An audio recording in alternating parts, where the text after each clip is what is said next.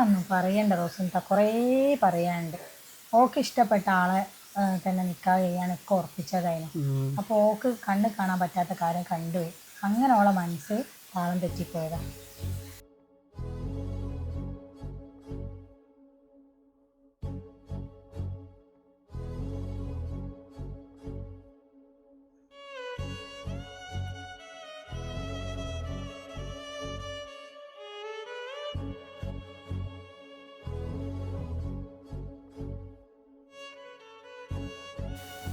ആരാ കരിയുന്ന സൗണ്ട് കേൾക്കുന്നത്? പോയോക്ക്.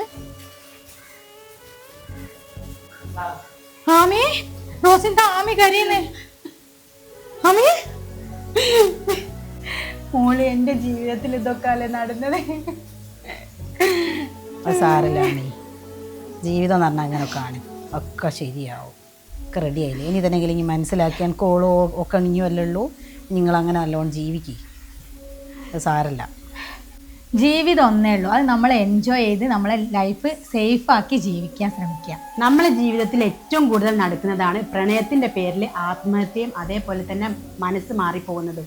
അപ്പോൾ ഗൈസ്, നിങ്ങളോടൊരൊറ്റ കാര്യമേ പറയാനുള്ളൂ. ഞങ്ങൾ ഈ കഥ കൊണ്ട് ഉദ്ദേശിക്കുന്നത് ഒരൊറ്റ ജീവിതമേ ഉള്ളൂ. അത് ആർക്ക് വേണ്ടി നമ്മൾ ഡിപ്പെൻഡ് ചെയ്ത് ജീവിക്കരുത്.